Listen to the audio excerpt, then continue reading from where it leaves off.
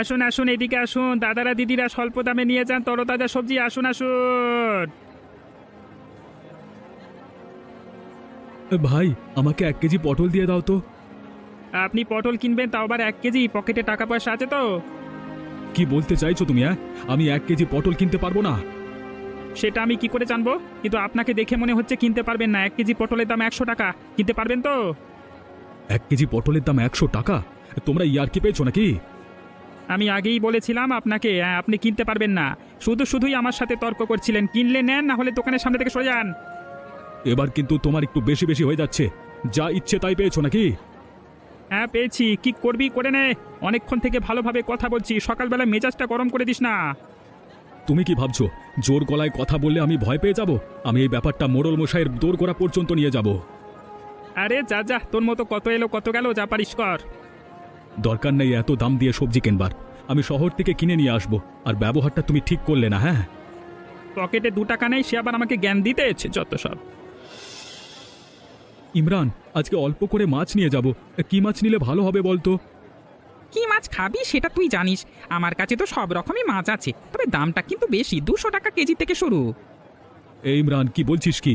আমি বলছি রুই, কাতলা, পোনা মাছ এগুলো কত দাম? উফ, তোকে বলছি তো 200 টাকা কেজি থেকে শুরু। এগুলো 200 টাকা কেজি। তোরা দিনে দুপুরে ডাকাতে শুরু করেছিস দেখছি। সবজির দোকানে গেলাম, সেখানেও দাম বেশি। মাছের দোকানে আসছি, এখানেও দাম বেশি। দেখ ভাই, ধান্দার সময় জ্বালাতন করিস না। আরে ভাই, তুই আমার বন্ধু, আমার সাথে এরকম ভাবে কথা বলবি? তুই বন্ধুই হোস আর যেই হোস না কেন, আগে টাকা পয়সা রোজগার করতে হয়। সংসারটা তো আমাকে চালাতে হবে। আমার হয়ে তুই তো আর চালিয়ে দিবি না। আর নিজের খেতে জোটে না, আবার আমাকে বলতে এসেছে। তোকে বন্ধুই বলেছিলাম, অন্য কিছু নয়। ঠিক আছে, আমি মাছ নেব না, তুই তোর ধান্দা কর। বন্ধু বন্ধুর জায়গায়, ব্যবসা ব্যবসার জায়গায়। দুটোকে গুলিয়ে ফেলা হবে না। বাড়িতে বউ বাচ্চা আছে, ওদেরকে খাওয়াতে হবে। তোর বাড়িতে তোর বউ বাচ্চা আছে, আর আমার বাড়িতে নাই নাকি? তোরা এরকম জোর জুলুম করবি কি ভাবছিস আমি সহ্য করবো? কখনো না। তুই তো চলে যাচ্ছিস, আবার বকছিস কেন রে? যা তো এখন, সকাল সকাল মেজাজটা খারাপ করে দিল। রামু, মাছ তো শেষ হলো রে।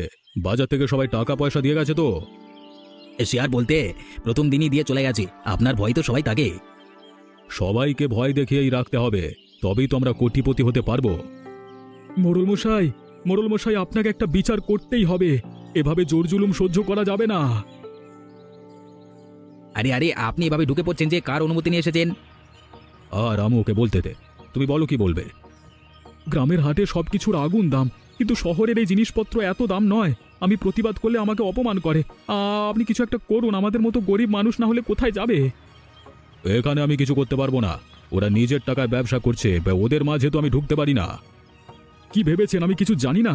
আমি সব জানি। প্রত্যেক মাসে ওদের থেকে আপনি টাকা নেন, তাই জন্য আপনি ওদের কিছু বলেন না। এই, মুখ সামলে কথা বল, মেরে বুক ভেঙে দেবো।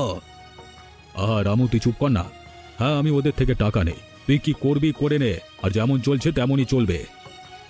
আপনি কি ভাবছেন আমি কিছু বুঝতে পারবো না? আমিও শহর থেকে জিনিসপত্র নিয়ে এসে এই হাটে কম দামে বিক্রি করব। দেখি আপনাদের দোকান থেকে কারা জিনিস কেনে। তাহলে শুনে যা, এই গ্রামে একটুকু মাটিও তুই পাবি না দোকান খোলবার জন্য, বুঝলি? আমিও দেখি তুই কোথায় দোকান খুলিস। আমার সাথে লাগতে আসছে যত সব।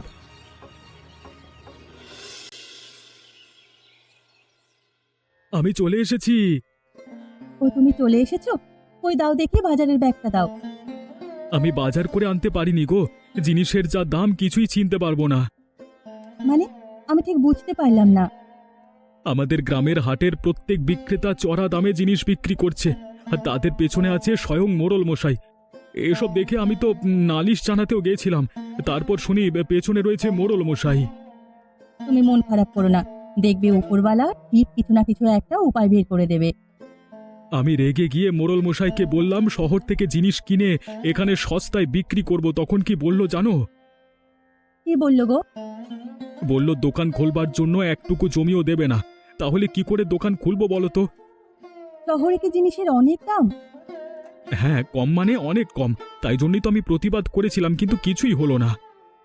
আমি কি বলছি, তুমি নদীর ওপর একটা মাচা করে দোকান খোলো। নদীটা তো আর গ্রামের একার নয়, জমির দরকারই পড়বে না। কথাটা তুমি মন্দ বলনি গো। এটা করলে মোড়ল মশাই কিচ্ছু করতে পারবে না। ভাগ্যে সেই খারাপ সময় তুমি আমার পাশে আছো। তোমার বউ গো আমি, সাত জন্ম পাশে থাকবো। এখন আর মন খারাপ করো না, যাও ঘরে গিয়ে বিশ্রাম করো। সত্যি ভাগ্য করে একটা বউ পেয়েছি।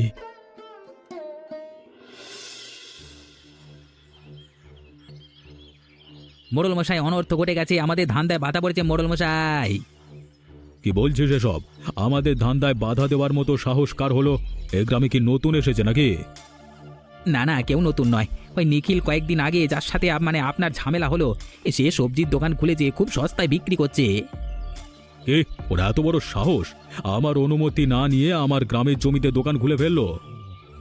না না মোড়ল মশাই, গ্রামের জমিতে তো কোনো দিন দোকান খোলেনি।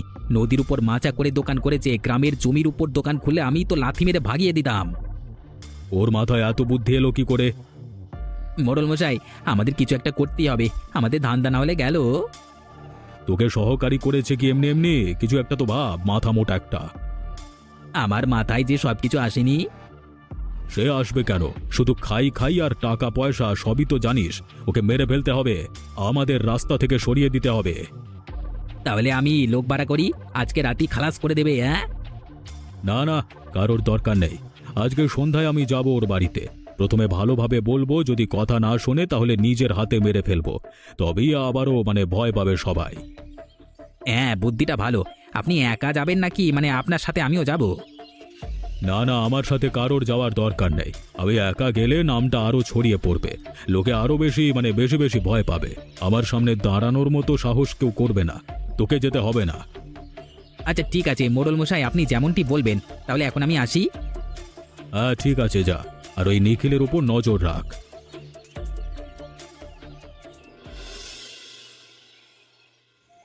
আজকে ব্যবসা কেমন হলো গো? খুব সুন্দর ব্যবসা হয়েছে গো। সবাই আজকে আমার থেকে জিনিসপত্র কিনেছে। মোড়ল মশাইয়ের সব দোকান বসে গেছে। ঠিকই আছে, খারাপের সাথে খারাপ হওয়াই দরকার। তাহলে এবার এই ব্যবসাটাই শুরু করা যাক। তুমি জমিটা ভাগে দিয়ে দাও, অন্য কেউ চাষ করবে। তা করলেও মন্দ হয় না। ঠিক আছে, আমি ভেবে দেখছি। কাউকে কিচ্ছু ভাবতে হবে না। তুই যেমন চাষবাস করছিলিস তেমনই চাষবাস করবি, না হলে কিন্তু খুব খারাপ হয়ে যাবে। এ কি, আপনি হুট করে আমাদের ঘরে ঢুকে বললেন যে কার অনুমতি নিয়ে এসেছেন? তুইও তো আমার ব্যবসার মাঝে হুট করে ঢুকে পড়েছিস, ওই জন্যই তোকে বের করতে এসেছি। ভালোই ভালোই বলছি, দোকান বন্ধ করে চাষবাস কর, না হলে কিন্তু খারাপ হয়ে যাবে। আমি ব্যবসা বন্ধ করব না। আর আমি আপনার গ্রামের মাটিতে ব্যবসা করিনি। আপনি গ্রামের মোড়ল হওয়ার যোগ্য নয়। মোড়ল হলো গরিব মানুষের কাছে, আর আপনি ছি।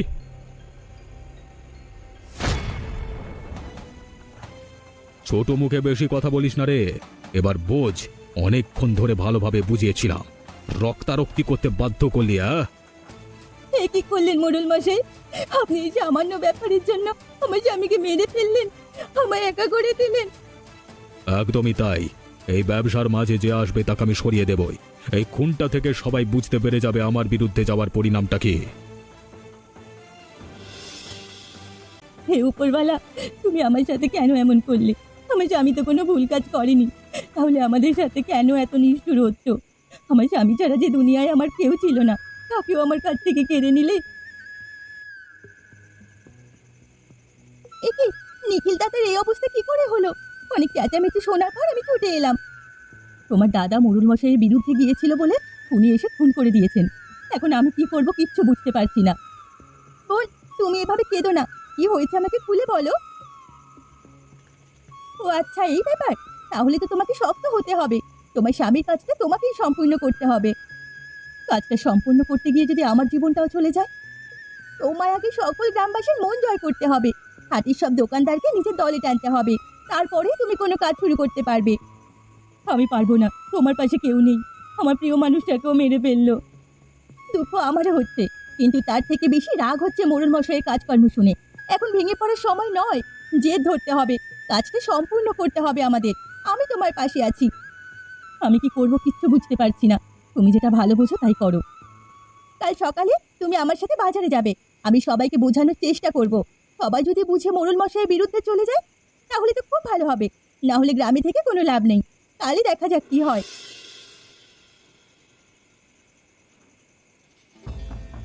মোড়ল মশাই, নিশ্চয়ই আপনি কাজটা খুব সহজে করে ফেলেছেন, তাই আমাকে বাড়িতে ডেকে খাওয়াচ্ছেন। হ্যাঁ অবশ্যই। আমার রাস্তায় বাধা হয়ে দাঁড়ালে আমি তো সরিয়ে দেবই। না না, প্রথমেই খুন করতে চাইনি, ভালোভাবে অনেকক্ষণ ধরেই বোঝাচ্ছিলাম। ওই একটা ছেলে খুব জেদি, আমি তো জানি এমন কিছু একটা হবে। তা খাসির মাংসটা কেমন হয়েছে বল? তোর গিন্নিমা অনেক কষ্ট করে রান্না করেছে। অসাধারণ, সে কতদিন আগে খেয়েছিলাম আপনাদের বাড়িতে, তারপর আবার আজকে খাচ্ছি। আমার তো মনে হয় মাঝে মাঝে এমন খুন হওয়া ভালো, আমি তো খেতে পাবো। তুই না পারিসও বটে, আরে মাথায় তো গোবর পড়া, বুদ্ধি শুদ্ধি কিছু নেই। মোড়ল মশাই, এই আনন্দের মুহূর্তে কেন আবার এমন কথা বলে মনটা খারাপ করে দিচ্ছেন বলুন তো? আচ্ছা বাবা, আচ্ছা, এখন কিছু বলবো না, তুই উপভোগ করে খা। আমি জানি তুই খেতে ভালোবাসিস, তাই জন্যই তোকে ডাকলাম। খেতে তো ভালোবাসি, কিন্তু আপনি এমন ভাবে বললে খাবো কি করে? আরে না রে না, বলবো না, তুই খা। এই আনন্দের মুহূর্তটা আমি নষ্ট করতে চাই না।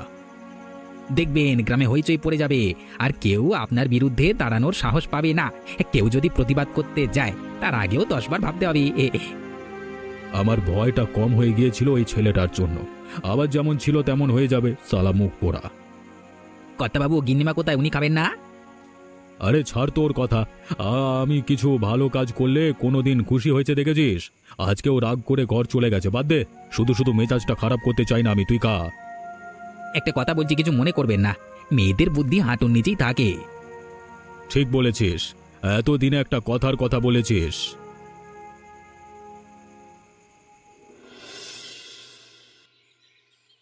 ওই দেখ রফিক, চলে এসেছে বিধবা। এই বরের একটু বেশি রস হয়েছিল, মোড়ল মশাই সব রস নিগড়ে দিয়েছে। আর কোনোদিন সাহস করবে না, মোড়ল মশাই যা রূপ দেখেছিলাম তা বাপরে বাপ, ওরে বাবা। আপনারা বড় হাসছেন যে, আপনাদের মধ্যে পুরুষত্বটাই হারিয়ে গেছে। কোনটা ঠিক কোনটা ভুল সেটার বিচার করতেই জানেন না। আপনাদের তো নিজেদের ওপর হাসা উচিত। মুখ সামলে কথা বলবি, একটা উল্টোপাল্টা কথা আমরা সহ্য করবো না। কেন, কি ভুল বলেছি আমি? আপনারা মোড়ল মশাইয়ের কথায় চড়া দামে জিনিস বিক্রি করছেন তো? লাখ টাকার হচ্ছে একটু বলবেন? সব টাকা তো মোড়ল মশাই নিয়ে চলে যায়। আপনাদের তো মুনাফার থেকেও কম টাকা ইনকাম হয়। আমরা আমাদেরটা বুঝে নেব, তোকে জ্ঞান দিতে হবে না। নিজেদের চিন্তা ভাবনা দিয়ে একটু চিন্তা করে দেখুন, তাহলে বুঝতে পারবেন এখানে কার লাভ হয়। আর কি ভাবছেন মোড়ল মশাই খুব ভালো কাজ করছে? আজকে ওনার স্বামী জীবন গেছে, তাহলে আপনাদের যাবে না, এর কি কোনো গ্যারান্টি আছে? আরে রফিক ভাই কথাটা কিন্তু ভুল বলেনি, ঠিক কথাই বলেছে। আমাদেরও তো প্রাণ চলে যেতেই পারে। কিন্তু আমরা কি করব? মোড়ল মশাইয়ের কথা না শুনলেও যে বিপদ। কি বিপদ হবে? ওই একটা বৃদ্ধ লোক কি করবে? আমরা সবাই একজোট হব। ওই লোকটা আমাদের গ্রামের মোড়ল হওয়ার যোগ্য নয়। হ্যাঁ, আমরা আর ওর কথা শুনবো না। আমাদের গ্রামের ভালো আমাদের কি বুঝতে হবে। দিদি, আমাদের ক্ষমা করে দেবেন, অনেক খারাপ কথা বলেছি আপনাকে। না, ক্ষমা চাইতে হবে না। আপনার চোখটা যে খুলে দিতে পেরেছি, এটাই আমার কাছে অনেক বড় ব্যাপার। এখন কি একা নয়, আমরা সবাই একজোট। হ্যাঁ হ্যাঁ, অনেক উপকার করলেন আমাদের। এবার আমরা জিনিসের দাম কমাবো, আমরা নিজেদের মতো ব্যবসা করব। নিখিল মারা গেল, এবার খুব খারাপ লাগছে। কি আর করা যাবে, এবার আমাদের দেখতে হবে আর যেন অন্য কারোর প্রাণ না যায়। উনি একবার হাত তুললে আমরা 10 বার তুলবো, তবু ছেড়ে কথা বলবো না। কি ব্যবসা ঠিকঠাক চলছে তো? এবার আজকের টাকাগুলো বের করে ফেলো তো। আমরা কোনো টাকা দিতে পারবো না, আমাদের কাছে টাকা নেই। তোমরা কি বলছো? কি ভেবে চিন্তে কথা বলছো তো? টাকা দেবে না মানে? তুমি কি বাংলা ভাষা বোঝো না নাকি? আমরা বললাম তো কোনো টাকা দিতে পারবো না, এখন যাও তো এখান থেকে। তেজ বেড়ে গেছে দেখছি।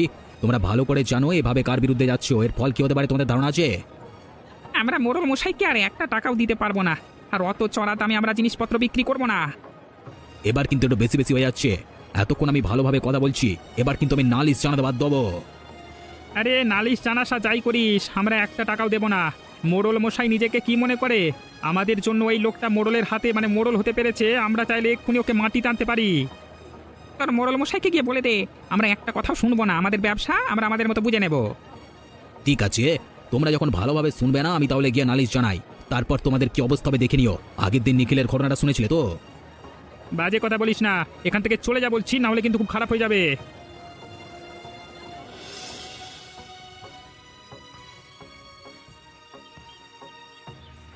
মোড়ল মশাই, মোড়ল মশাই, সবাই আপনার বিরুদ্ধে হয়ে গেছে মোড়ল মশাই। তুই এসব কি কথা বলছিস? বিরুদ্ধে হয়ে গেছে মানে? আমি বাজারে টাকা আনতে গেছিলাম, কেউ টাকা দেয়নি। আমার মনে হয় এই গ্রামে আর আপনাকে কেউ ভয় পায় না। এত উল্টোপাল্টা কথা বলবি না একটাও। নিজে একটা কাজ ভালোভাবে করতে পারেন, আবার আমাকে বলছে। মোড়ল মশাই, আপনি আমাকে মারলেন, কিন্তু আপনি ঠিক করলেন না। আমি তো আমার কাজ করতে গেছিলাম। কোনটা ঠিক আর কোনটা ভুল আমাকে শেখাতে আসিস না। কোনো কাজ পারে না সে আবার আমাকে আমার সহকারী হয়েছে আবার। আমি সব সময় আপনাকে এতভাবে সাহায্য করি আর আপনি বলছেন আমি আপনাকে সাহায্য করি না। এবার আমি বুঝতে পারছি গ্রামবাসীরা কেন আপনার বিরুদ্ধে হয়ে গেছে। এরকম ভাবে ঘুরিয়ে পেঁচিয়ে কথা বলবি না তো, যা বলবি সরাসরি বল। আপনি আমার গায়ে হাত তুলেছেন, আমি আপনার কাছে আর কাজ করব না। তোর এত বড় সাহস! এখানের একটাই নিয়ম, আসবি নিজের ইচ্ছাতে কিন্তু যাবি আমার ইচ্ছাতে। আপনি একটা গুন্ডা, আমি আপনার সাথে থাকতে পারবো না। এতদিন অনেক পাপ কাজ করেছি আর নয়, আপনি যা করবার করে নিন, আমি থাকবো না, কাজ করবো না, মারও খাবো না। ও আমি পালাচ্ছি, আমি যাবো না।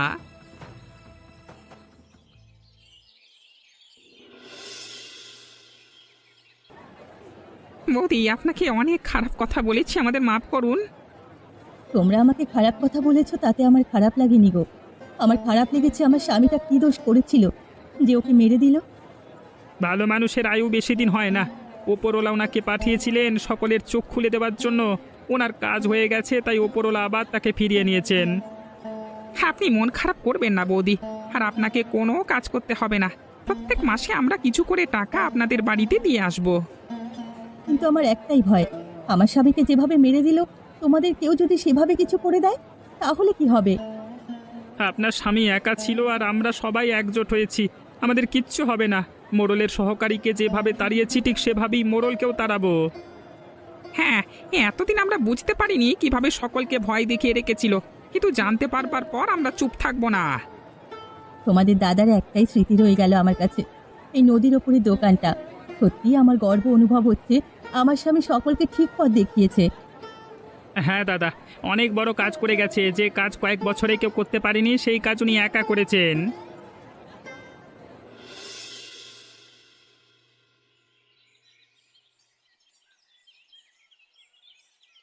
এই তোরা কি সব মনে করেছিস রে?